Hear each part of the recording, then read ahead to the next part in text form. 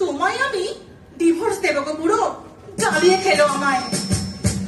বিহারী বাবুর ফতুয়ার পকেট থেকে কচুরির টুকরোটা বের করে হাতে নিয়ে বলল বিহারী গিন্নি।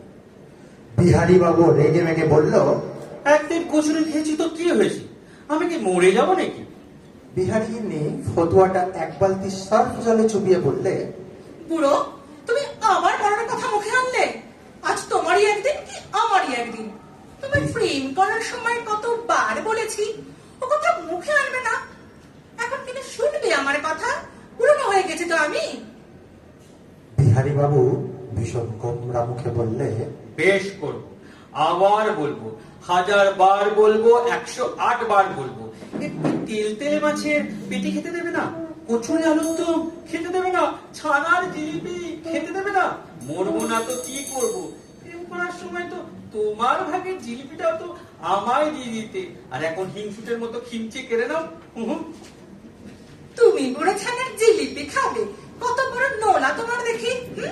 নিজের প্রেশার সুগারের হিসেব জানা আছে? বিহারী বাবু গলা উঁচিয়ে বললে, খাবো, বেশ করবো, ছানার জিলিপি খাবো, রসমালাই খাবো, পেট রসগোল্লা খাবো, নরম পাকে হরিময়ার দোকানের সন্দেশ খাবো, আকাশ খাবো, পাতাল খাবো। বেশ করবো, আমার প্রেশার আমার সুগার আমি বুঝবো, তোমার কি? তুমিই বুঝবে, তুমিই বুঝবে সব।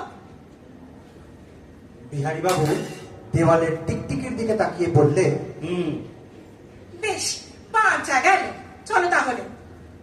বিহারী বাবু টিকটিকিটাকে টিউবলাইটের তলায় গুটিয়ে যেতে দেখে বলল, কোথায়? জুতোর তাকে চটিটা খুঁজতে খুঁজতে বিহারী গিন্নি বললে, হরিপদ উকিলের বাড়ি, ডিভোর্সটা আজই দিয়ে দেবো তোমায়।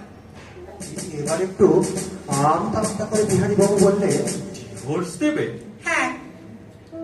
মনে মনে বেশ একটু ঘাবড়ে গিয়েও একটু না দমে গর্জন করে বিহারী বাবু বললে, বেশ, চলো, হোক ডিভোর্স। বিহারী বাবু আর বিহারী গিন্নি সারা রাস্তা কোনো কথা না বলে দুটো রিকশায় আলাদা আলাদা করে হরিপদ উকিলের বাড়ি এসে নামতেই গেটের মুখে উকিলের সঙ্গে দেখা। হরিপদ বাবু ভুরু কুচকে বললে, হবে, ডিভোর্স হবে, তবে সময় লাগবে কয়েকদিন। একটা নোটিশ করতে হবে, তারপর আপনাদের দেখা হবে, তারপর। এই শুনুন, ওইসব তারপর ছাড়ুন, আজই ডিভোর্স করাতে হবে। আমি এনার সাথে থাকবোই না। কেমন উকিল আপনি, একটা ডিভোর্স করাতে পারছেন না? বিহারী বাবু মনে মনে একটু নিয়ে গিয়ে মুখে আমতা করে বললে, গিন্নি, একটা নিয়ম আছে তো ডিভোর্সের। বিহারী গিন্নি রেগে ফুঁসে বললে, তুমি চুপ রাখো, নো মোর কথা। ডিভোর্স হবে, আজই হবে, হতেই হবে। এই উকিল, আজ ডিভোর্স করেंगे। এমন সময় দরজার বাইরে থেকে হরিপদ গিন্নি কোমরে শাড়ি গুছতে গুছতে বলল, হবে দিদি, আজই ডিভোর্স হবে, জরুর হোঙ্গে, তবে একটা নয়, দুটো। হরিপদ বাবু গদগদ হয়ে বললে, আরো একজন ক্লায়েন্ট এসেছে বুঝি? কই গো, তোমার বান্ধবী টান্ধবী নাকি?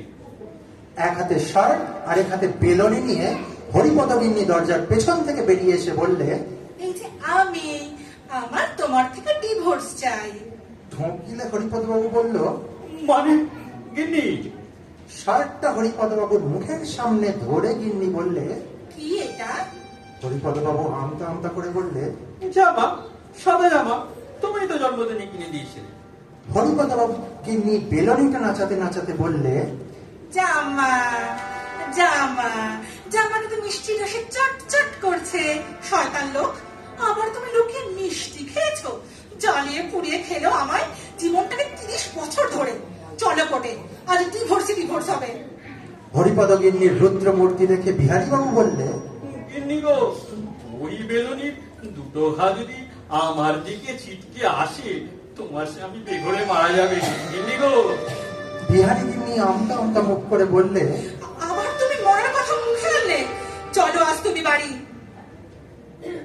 গিন্নিকে ধূপ ধাপ্পায় এগোতে দেখে বিহারী বাবুও পিছু নিল। বাজারের মধ্যে দিয়ে হাঁটতে হাঁটতে বিহারী বাবু বললে,